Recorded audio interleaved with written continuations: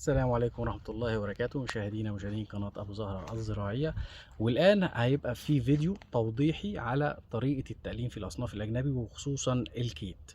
الكيت يا جماعة لما بيبقى متأخر في موضوع التقليم بتاعه، وفي متأخر في موضوع الجمع، فبالتالي بيأخرني في موضوع التقليم، وبالتالي على ما بيبني نموات جديدة فالشتاء بيخش عليا بدري. فممكن النموات دي تموت مني، او ممكن النموات اصلا تبقى متقزمه وتبقى ضعيفه ويجي شويه برد يحرقوها، وممكن في الوقت ده اخسر موسم كامل في المحصول بتاعي. فاحنا دلوقتي عاوزين نتكلم ان الكيت انسب مواعيد تقليم ليه من نص 8 لحد نص 9. من بعد نص 9 ما تشتغلش، يفضل انك ما تشتغلش. ونص 9 كمان احنا يعني في اقاويل، لان الشتاء انت معرض ان الشتاء ممكن يجي لك في توقيت يكون بدري شويه، فبالتالي انت هتخسر برضو محصولك، لانك مش هتلحق تربي، او الطرحات بتاعتك والابراج بتاعتك تستوي بدري. احنا هنعمل دي شجره كيد اهي كانت محمله، تمام، واحنا عاوزين نجري عليها عمليه تقليم دلوقتي. اول حاجه احنا قلنا متبقيات الشماريخ. ادي الشماريخ اللي كانت محمله ثمار. انا يفضل لما باجي برد من هنا تحت العود على طول اهو اهو. طيب احنا بنعمل ايه؟ احنا بنجيب على اول برج، ولو عند البرج الاولاني زي ده متقزم واللي تحتيه متقزم فبجيب على برجين كده، تمام. انا الغرض من الموضوع ايه؟ ان انا برفع حجر الشجره، واكون في نفس الوقت انا برفع حجر الشجره، وفي نفس الوقت انا براعي حته ان انا ابقى حامي منطقه الرطوبه عندي، منطقه الايه او الساق بتاع الشجره بتاعتي، عشان الشمس ما تضربهوش، ما يبقاش في الوقت دوت يحصل عندي تشققات، وبالتالي تاثر على نموات الشجره من فوق. فانا بروح على برج ومن تحت العقده اي نموات ضربه لتحت بجيبها، اي نمو ضارب لاسفل بجيبه زي كده.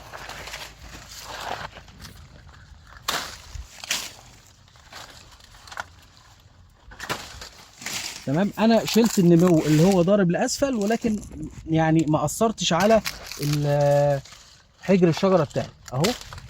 طبعا من كل القص بتاعنا من تحت العقده اهو.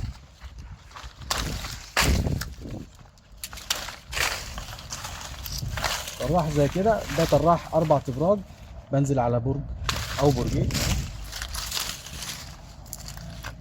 اي كعوب ناشفه زي كده بشيلها. تمام، طبعا اهو.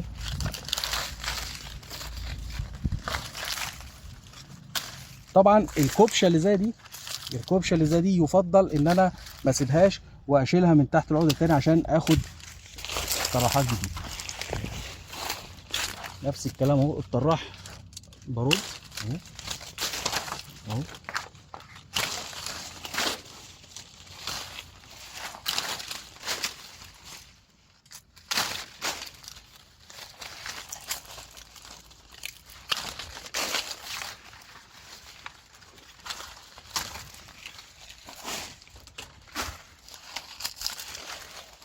لو عندي حاجه في القلب لو عندي حاجه في القلب زي كده، فرع في القلب زي كده، ببدا ان انا اتعامل معاه بالمنشار. المهم ان انا في الوقت ده ابقى مراعي حجم الترانش بتاع الفرع اللي انا هشيله. لو فرع تخين او اكتر من 3 بوصه وانت طالع، في الوقت دوت يفضل ان انا ارحله لشهر 12، عشان خاطر ما يبقاش في عندي استنفاذ في العصاره كتير، وفي نفس الوقت ما يبقاش عندي اعفان في الجذور. الطراحات اللي اتجرحت زي كده نتيجه الجمع يفضل ان انا بتخلص منها. نفس الكلام اهو، طراح 4 ابراج برجع على برجين اهو، على برج هنا طلع اللي تاني تحت بيتشال، ده ممكن على برج. تمام، نفس الكلام اهو، اللي نازل لتحت بشيله على برج. طبعا زي ما اتفقنا، البرج اللي هو بيبقى الاستطاله بتاعته زياده عن اللزوم بيجيب 30 سم، ده بيبقى برج واحد اهو. اي نواعم بقى بشيلها. في نفس الوقت بقى براعي شجرتي.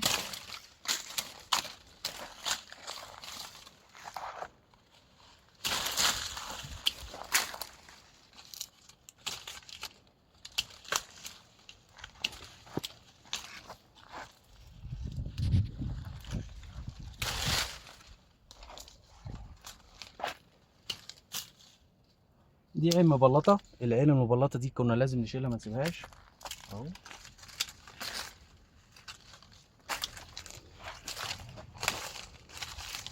دواء الشماريخ، دواء الشماريخ من تحت العقده اهو، برج والتاني بشيله من تحت البرج اهو.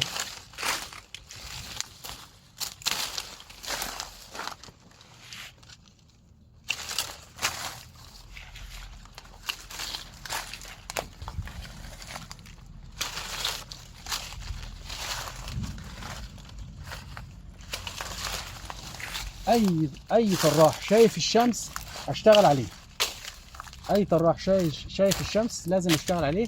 انما الطراح اللي هو متداري بعيد عن الشمس ده بشيله اهو. تمام. العيون المبلطه اللي زي كده، العيون المبلطه زي كده لازم برجع. لو تلاحظ هنا في عين مبلطه وتحتيها برضو مبلطه، فبنزل على اول عيون سليمه وابدا اقص. دي كلها امور لازم بنراعيها في التقليم. طبعا ده شكل، يعني احنا قلمنا جنب واحد تقريبا في الشجره، مش هنقدر نقلم الشجره كلها في وقت واحد، ولكن ده كنت كل اللي انا عايز اوضحه في التقليم بتاعنا.